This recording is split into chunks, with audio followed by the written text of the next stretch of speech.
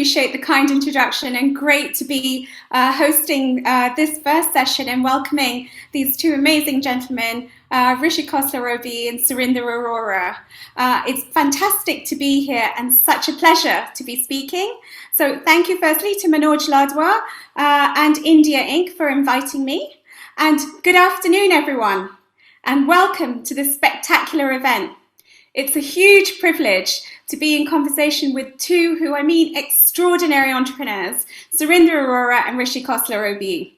Surinder needs no introduction. He is the rags to riches founder and chairman of the Arora Group, leaders in hotel development, hotel management and specialist property, as well as construction. Surinder arrived in the UK as a teenager from India and started off by running a B&B style hotel for airline staff near Heathrow. He won a contract from British Airways in 1999 to accommodate aircrew. He later successfully expanded his portfolio of properties into the key airports, including the purchase of the Renaissance London Hotel, the Heathrow Hotel, that was in 2012, where he had worked there, can you believe this, as a waiter in the 1970s. Surinder and his wife are also co-founders of the Arora Charitable Foundation, supporting social responsibility initiatives in the UK and overseas. Now, over to Rishi Khosla, OBE. He is, again, needing no introduction, the chief executive and the co-founder of the UK's leading SME-focused challenger bank, OakNorth Bank, which opened in 2015, so not so long ago. The bank became profitable in less than 1 year and has since enjoyed a meteoric rise. OakNorth Bank has lent over £5.1 billion to date to what Rishi calls the missing middle. Which is the scale-up businesses that have had the most significant impact on economic and employment growth. OakNorth also licenses its software to other commercial banks around the world. In 2020, the Financial Times ranked OakNorth Bank as the fastest growing business in Europe.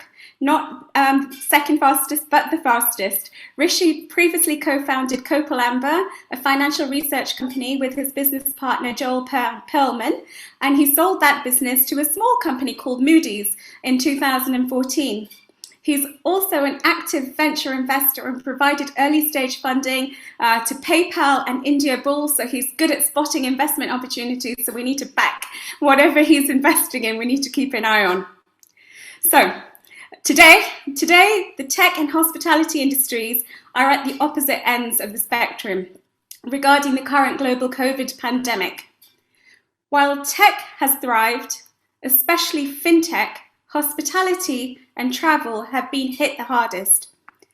In such an uncertain environment, innovative solutions and unique selling propositions have become even more important in the digitization of the global economy and to accelerate the global economy. Today, we will explore the solutions and the groundbreaking entrepreneurs that have helped to apply and navigate these uncertain waters.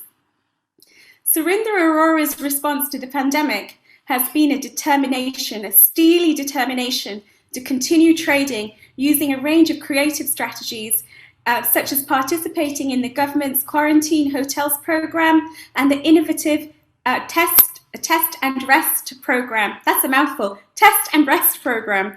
Rishi Khosla's new style of niche banking is an exciting option and prospect for scaling up entrepreneurs who hope to thrive post-COVID.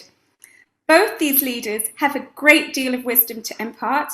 So before we start, I just want to also share with you a quick word about my company, E2E. We're proud to be partnering with India Inc. today.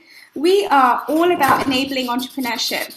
I like to describe E2E as a match.com. We love bringing people together and making things happen. So it's a match.com for business, for providing access to human, technological, and financial capital, as well as corporate services. We take pride in bringing together, we have 24,000 members now. We call them the E2E ambassadors to help find the right investors, the right talent, and the right corporate services. and turning knowledge into wisdom. This is part of our ethos. So this is also why I'm very pleased to be doing this today, because we are fast tracking and getting into the secrets. Hopefully, if Rishi and Surinder will share them with us, the secrets of the magic around entrepreneurship. So we welcome, as E2E, we welcome ambitious entrepreneurs and business owners to become our members. We also welcome investors, non-exec directors, as Tony was saying earlier, and corporates into the E2E family. So now, without further ado, ladies and gentlemen, it's my huge pleasure to begin our conversation with Surinder Arora and Rishi Khosla, OBE. Rishi, Surinder, I'm looking forward to learning a lot more about you both. But I'd like to first say a huge thank you and give you both a very, very warm welcome.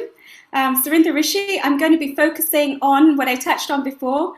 And this is the theme around today is what are the magic ingredients that set some entrepreneurs apart? So I'm hoping you'll let us into a few secrets that you might not have shared with anyone before. So that's the challenge today. Rishi is very serious, so I'm hoping you'll do that, Rishi. So let me start off by asking both of you some questions. So, and this is for both of you. Was there a eureka moment that you recall that set the course for your entrepreneurial success? And maybe, Surinder, I could begin with you and then go over to Rishi, if I may. Sure, Shalini. So yeah, the special moment for me was back in 1997 when I went home and I was talking to my dear Sunita, my lovely wife, and I said, I've got this idea about building a crew hotel at Heathrow Airport. Bear in mind, at that time, all I had was half a dozen houses, 3-bedroom terrace houses. And the family looked at me, Sunita and the kids, and said, "Are you mad? What are you talking about?" And I said, "Well, I've got this idea. I think if we can build something," and even my own bank director at that time from Allied Irish Bank said to me I was mad. He said, "Construction can run over time, over budget. Is this really something, Surinder? You could end up literally losing everything that you've built so far." But it was a big challenge, and I like challenges, and especially when I'd been told by British Airways that they really had no faith in someone of my background who had no experience in running and building hotels, that if they were to go with me, and if we turned into 40 towers type of hotel operation, they would end up canceling all their flights because the crew, if they're not rested well, the crew won't fly. So the biggest moment was really the piece of paper when I managed to convince all the powers to be from my banking world, from my customer British Airways, and against all the odds of getting the planning permission, which I'd been told I'll never be successful. So that was really the turning point on my side. Wow, that was a huge, that you had so much confidence in yourself there to go and do it. And so good that Sunita, she is amazing. So good that she backed you as well as the financiers. So, and I'm really happy to hear that. And Rishi, may I come across to you? Did you have a eureka moment? I think for any entrepreneur, especially for one who's sort of, and obviously Surinder's been an entrepreneur from day one, right? For any entrepreneur who's started off in a more traditional career and then made a choice to actually leave a job to actually go and start a business, that's normally one of the biggest decision points, because what you're doing is you're going from having sort of income to having not only no income, but also investing what little you have in actually trying to build something. And I think that's also a reason why many people who sort of start building more sort of traditional careers sometimes find it hard to actually go out and take that step to become an entrepreneur. And I think there's almost a necessity that you have amazing conviction in your idea to actually make that step, because you're voluntarily saying you're going to leave a sort of known trajectory for something which is totally unknown. So almost by definition, I would say, yes, I mean, I absolutely had a eureka moment in terms of actually determining that what my first business, i.e. Copal, was going to be, and the conviction to actually take that step to go and establish it.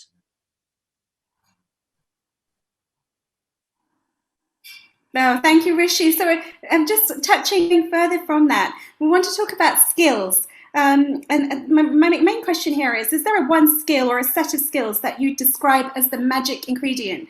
Because obviously, Surinder, you were saying you had a lot of inner confidence that you could do this and you were ambitious and something in your gut was telling you. And Rishi, I know you didn't even take a weekend off between Amber and starting OakNorth. But what is it? What do you think are the skills, the magic ingredients that give that special DNA for entrepreneurs? Maybe, Surinder, could I start with you? Sure. Look, I say certainly, Shalini, from my own perspective, my own point of view, I think hard work, obviously, always, but I think what you'll hear every entrepreneur say around the world is never give up in life. Yes. And then the other magic bit, I would say, is it doesn't matter how brilliant one is, you need that bit of luck to go with it. And I've always said in life, if you're David Beckham or whoever you may be, if you haven't got the luck on your side, you'll keep hitting that crossbar on the post and the ball will not end up in the back of the net. So luck is obviously in different people's different mind. I've always said, luck is when preparation meets opportunity. Yeah. So, or in the words of Gary Player, the famous golfer, yes. The harder I practice, the better I get. So you've got to really keep going at it. Thank you. No, that makes a lot of sense. I love that phrase. So I will borrow that phrase from you, if I may, Surinder. And I'm going to come across, if I may, to Rishi in terms of skill sets. What do you feel? And then I'm going to ask what advice you might give. Yeah. Yeah. So I was going to say, from my perspective, it really just comes down to one word, which is hunger, and having that burning hunger in you, which actually means that you never give up, to Surinder's point, and that you always follow through, and there's no finish line on anything. And I absolutely agree on the luck point as well, but ultimately I think you need to continue to persevere, and you make your luck as such. So for me, it all gets boiled in that one word, hunger. Okay.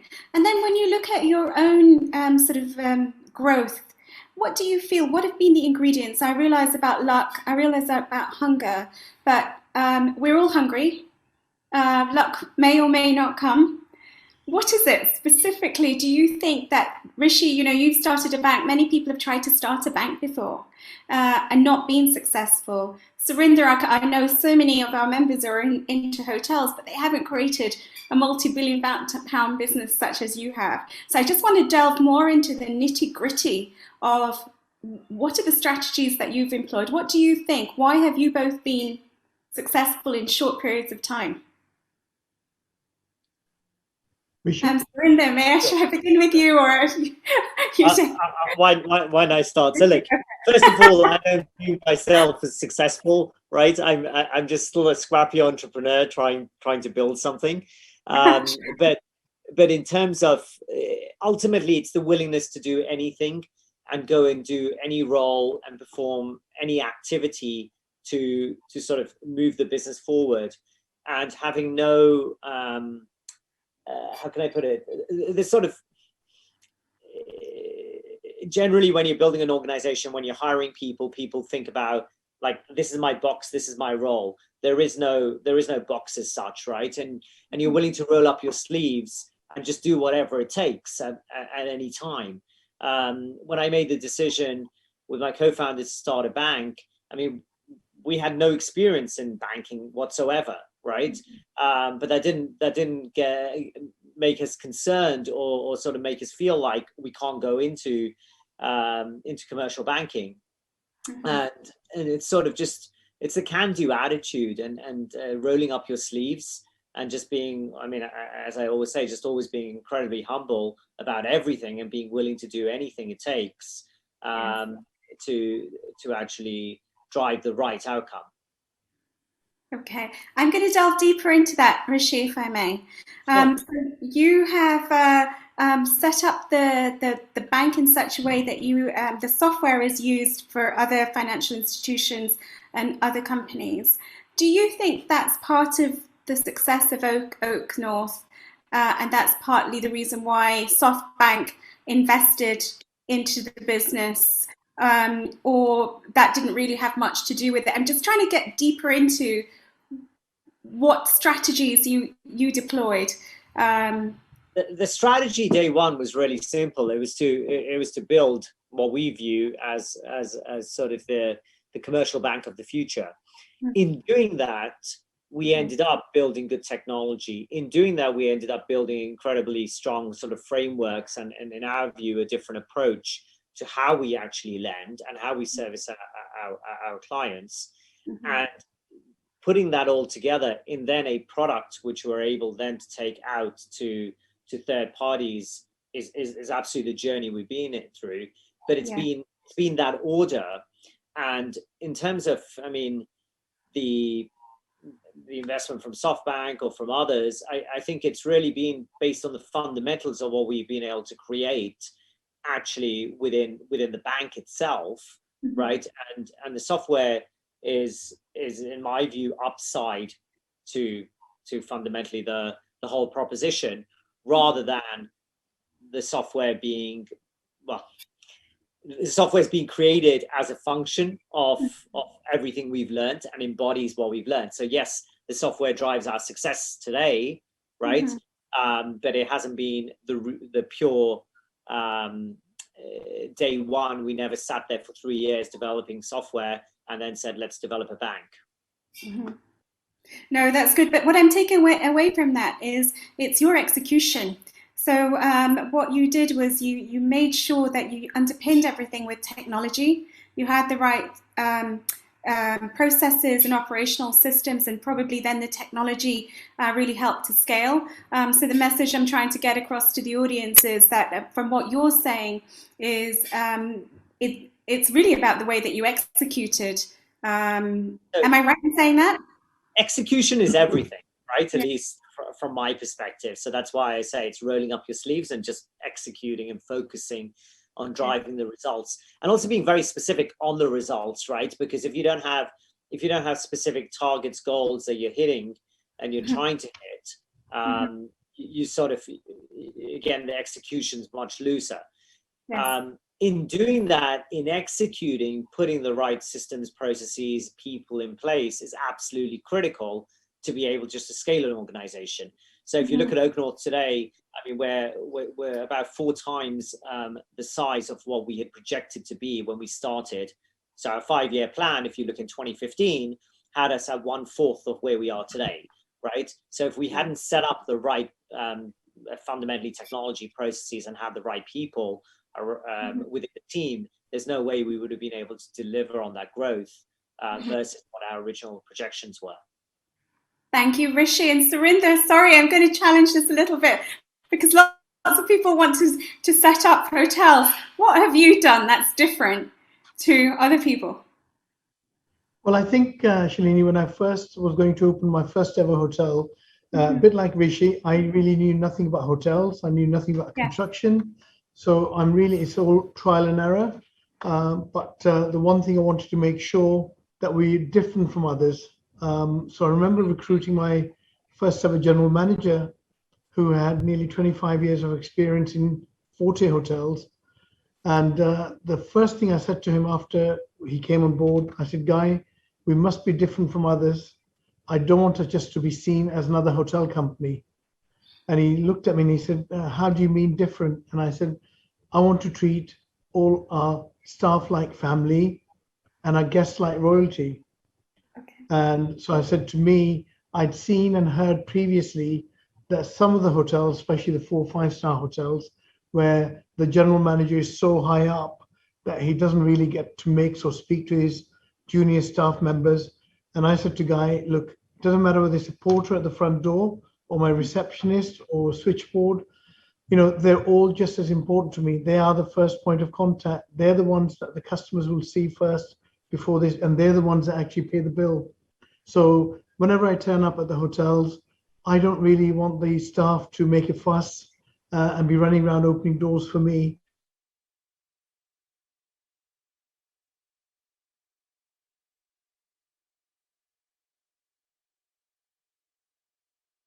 that was really different from us and the way we recruited.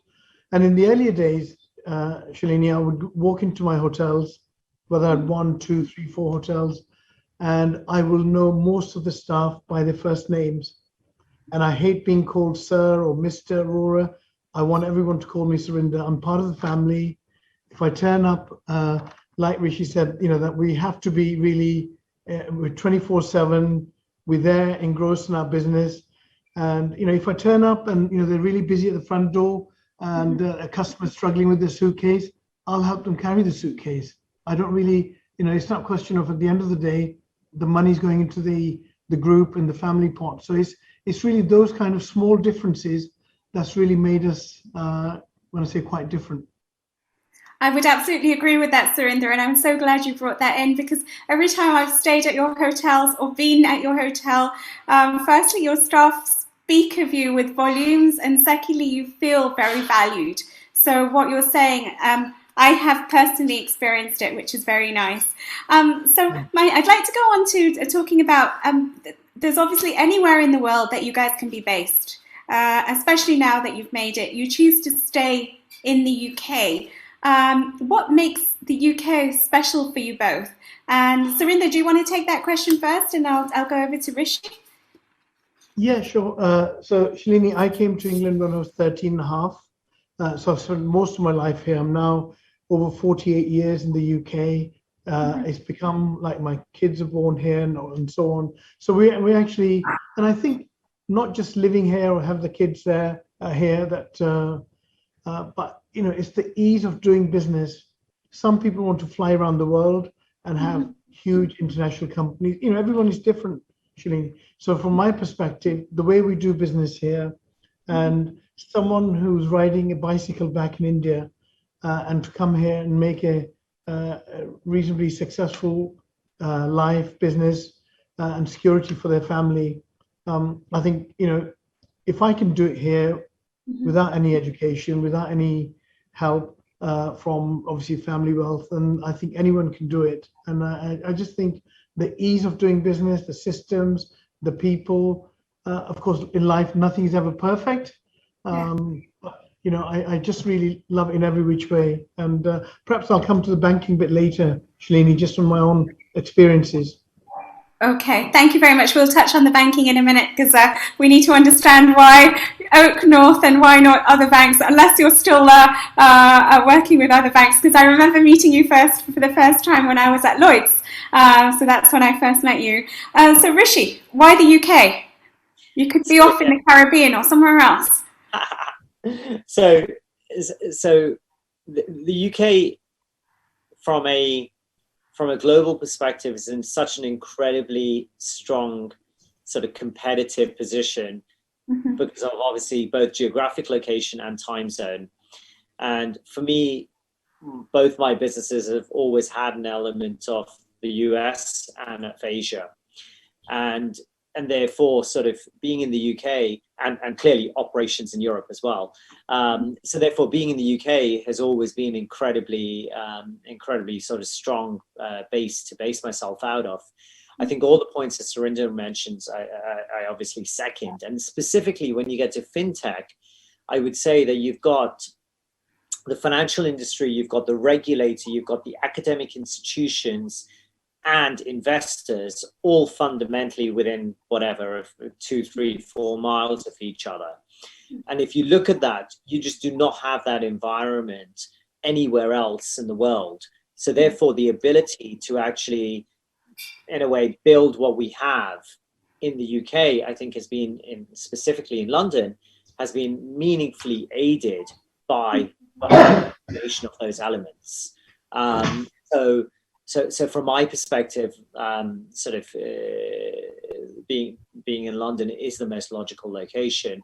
And I think, look, with the decisions made around Brexit, and the focus of the government to continue to invest in the innovation economy, I think it has only improved the environment for entrepreneurs. And I would say, as someone who started venture investing back now 22 years ago, and I look at the entrepreneurial environment which we have in the UK today, it's materially different, and that's fundamentally why our bank focuses on lending to growing companies, because I sort of see that as a gap, but I see many more growth companies in the UK than there were potentially 10, 15 years ago. Okay, thank you. So I'm going to come on to Surinder. Surinder, I mean, you've got the world is your oyster in terms of choosing which bank to work with. And I want to touch on the whole banking discussion. This is the great big Indian money show. So why did you choose to take money from OakNorth? And how's the experience been for you? And I know Rishi's sitting there, but let's just pretend for 1 minute he's not. Gosh, well, you're making it difficult because my next application may not get approved. If I can just say, Shalini, from my perspective, I've always been in life, I've always worked as a farmer and never as a hunter. So I'm not really looking for a quick kill, or can I just get something or one deal through the door. I've always worked on long relationships. So I first started dealing with Allied Irish Bank back in the 90s. And I stuck with them until 2012, when they sadly sold me out to the sharks, hedge funds. They sold my debt on, but they were practically bust themselves. But then the size of our business, Shalini, we need more than one or two banks. So we then would deal with the likes of RBS and Santander and Bank of Ireland, the others. So and of course, proud to say that we started a good few years ago dealing with SBI. And they've been absolutely brilliant. And I then remember meeting Rishi at, well, in fact, when I say meeting, I was actually at one of the, I think it was the GG2 Awards, or one of the awards that Rishi was there speaking on the stage. And that's the first time I'd actually heard of OakNorth. And I came away and said, well, it could be another kind of typical Indian bank, or it could be just a startup, and then I did meet up Rishi and one of his colleagues about 3-4 years before we started working together last year. And I looked at them, and we obviously had a discussion. I think my answer to Rishi was, I think you're too expensive for us, because I'm used to borrowing from high street lenders. And, the Hindustani thing always comes into you, that you want the best deal and you want the best rate. And the two things that really have stuck by me, or with me, one, Rishi and Mohit, one of his directors, who really kept in touch with me, and never really let go. Every few months I'll get a call, how are you doing, what's happening? And then suddenly, Shalini, last year when we're in the middle of the pandemic, and in life I've always said that I'm actually more of I'm not really a strategist, I'm an opportunist. And I was thinking about the current market, and I thought, well, you know what, there might be an opportunity to do some specific investment on the property side. Mm-hmm. And I decided to lift the phone and spoke to Rishi and spoke to his colleague, Mohit. And then my CFO and I decided, well, if we want to go for this deal, mm-hmm. we think we can make quite a bit of money on it. Mm-hmm. And in life, you've also got to look at it, and if you're making money, then you want your partners to make money as well. So it's a question of, do I want to stick there and just count my pennies and say I'll only go for my traditional lender who may not look at the deal or the type of deal? And I have to say, not just, and I'm not saying that because Rishi's on the call, but all my experience over the last 20 plus years dealing with the other lenders and how they would deal with things. Oh, Surinder, we need this. And by the way, we need credit committee approval, and we need this. Of course, they all need that. Mm-hmm. And then the final surprise bit to me was when Rishi his team said, we're going to go to credit committee, but we want you present at the credit committee. Now, the other traditional lenders, they never ever want their credit or their risk to be anywhere near the client in case of conflict. And I understand that. But if you have nothing to hide and the client has nothing to hide and the bank has nothing to hide, I think it's actually more healthy if you can do that. And we couldn't do a face-to-face because of the pandemic, but we had I remember in my office, there was myself and my CFO, and there was Rishi and I think 7, 8 of his colleagues on the credit committee. and they actually went through the lot of Q&A, business, what we're doing, why we're doing, what the risks, what's the pros and cons. And by the end of the evening, we actually had our credit approval, not there and then, but they came back in the evening and said, now from start to finish, Shalini, it didn't take us, I don't think, even 2 weeks or 2.5 weeks to actually draw down the funds. Okay. Now, to me, that really is a lesson to the senior lenders. Guys, we need to forget about how you used to do business banking in 19th century or 20th century. If you want to be in the real world, then you've got to move on with the world. Now, of course, it's down to my team as well to deliver what we promise. And I think that's something. So, just to really finish that point, Shalini, all I would say is, yeah, of course, I could have got slightly cheaper money from my other lenders. I could have saved a few pennies, but could I have done the deal at the speed and everything else? And at the end of it, if I'm going to make money, I want my partners to be successful as well. So you clap with two hands in life. Absolutely. There's a lesson learned for all of us. So thank you very much. If I can just interrupt and just say, I have not been asked by Rishi to say this. I just hope that my next deal, I'm going to have a bigger arm wrestle to get the deal done. But we're delighted. My team are delighted. So we're over the moon. Perfect. Thank you so much. There's so much to learn there about how you're talking about partnership, and we clap with both hands, and actually we have to help the people that we're working with to do well as well. So that makes a huge amount of sense, and it's amazing advice.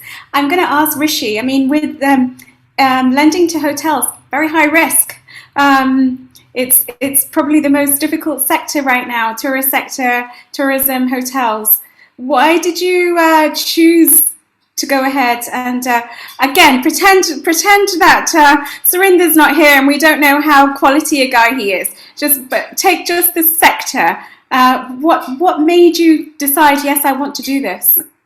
Sure. So first of all, Surinder, thank you so much for all your kind words. And look, I don't want to. I'm not going to make anything specific to obviously the relationship that Surinder has with OakNorth, but let me answer that generically, because obviously we've actually lent to many hotels over the last period, including to service apartment operators and the like. So ultimately, like you say, I mean, COVID has really changed business for the hotel sector. But there's also been a dramatic difference in terms of how different hotels have operated and how they performed. So the difference between a budget business hotel in a city center versus a service department operator versus a resort-based hotel have all had incredibly different occupancy levels through this period. And so that's number one. Number two, if you actually play this out over a 3, 4, 5 year period, which you have to absolutely have a forward-looking view on the world, you have to sort of have a scenario in terms of actually how is the world going to pan out, and are people still going to travel? Are people still going to business, right? And I think all of us can have our views. I think the OakNorth view is that actually leisure travel is likely to go up, at least in the short term, pretty meaningfully, and whether that's more local travel or still international travel, that's clearly sort of very driven by restrictions. But the fact of people actually wanting to spend more on leisure, I think, is almost a given. Now, business travel is the one where, again, the OakNorth view is that that's probably likely to be 2019 is likely to be a high watermark, right? For business travel, but that doesn't mean that there won't be any business travel, right? It'll be, I mean, our view is it'll be down long term in the new normal, but it's still going to be substantive. So therefore, the need for hotels is still absolutely there. It's just a question of effectively the funding to effectively make sure that businesses can meet all their operating expenditures whilst they ramp back up effectively over the next, in our view, three odd years. So for us, it's always about taking the forward look view of about where a business is going and actually run our scenarios on that basis, and then therefore be able to support them appropriately. Thank you very much. Thank you. Very, very good advice about taking a very long-term view. I'm told we've got 4 minutes left, so I'm going to ask you to very, very quickly, COVID has been a very difficult time. What are the strategies that you might have employed during COVID? Just quickly, 2 or 3 things that you did that you think really helped you through. Surinder, I know you have the test and rest and what you've done with the hotels. Rishi, maybe you could point on 2 things. And then I've got one quick fire question which you might want to start thinking about is what's the legacy you want to leave for the future? So maybe, Surinder, what did you do during COVID which has really kept the business thriving? I think, obviously, Shalini, from our point of view, learning from the previous, I've lived through a few, you always get cycles, and 9/11, 7/7, 2008 crisis. So it was very much quickly, how can we preserve cash? How can we tighten our belts? So we've obviously had to do all that and then we came up with things like test and rest. So where the guests can actually come in, spend the night at the example at the Sofitel at Heathrow, have their test in the morning before breakfast, they get their PCR result and off they go on their flight. And that's really helped us through. It has been very tough, but we've also then been working, refurbishing some of our buildings, accelerating the work so we can actually get the works done while the hotels are shut. So I think, hopefully now we look forward to some light at the end of the tunnel later this year. Absolutely. Thank you. No, absolutely. You've used it very, very wisely. So there's a lesson for us there as well. I'm learning a lot. As I said, you're sharing some of the secrets. I'm hoping the audience is learning the secrets, some of these secrets. Rishi and yourself, how has been COVID? So look, I think like Surinder said, not only do you face sort of external crises, but being an entrepreneur, I think you're always used to ups and downs. And my view on any of those scenarios is always, as soon as you have a crisis of any sort, you need to parameterize what your downside is.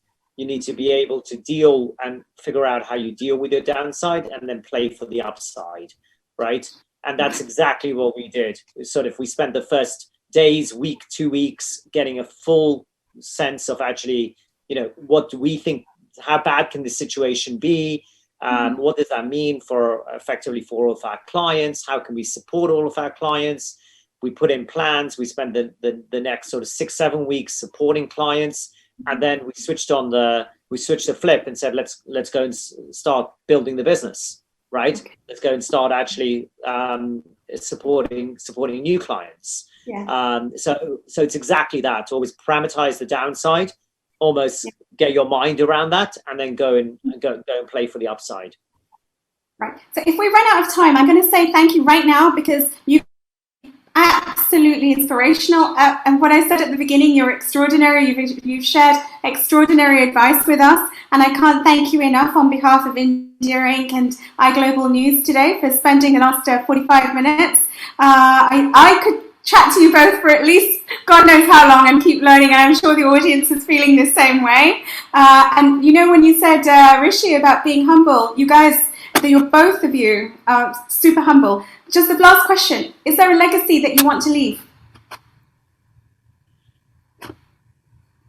All I would say, I think I've just tried to teach my kids, and I'm blessed with 3 kids and 7 grandkids, that just keep your feet on the ground. Keep your feet on the ground. Never get big-headed. Respect the elders, and of course, respect the value of the money. And in life, always look step ahead and look step behind. So looking step ahead, you'll always remain ambitious, and step behind, you never forget your past. But don't look at the sky because you'll end up hurting your neck. Thank you very much for that, Surinder. That was just wonderful advice. Thank you. Rishi, and over to you before I go to Tony, Patty. I think for me, it's just ultimately, hopefully, in our small way, being able to support, but also inspire other individuals to become entrepreneurs.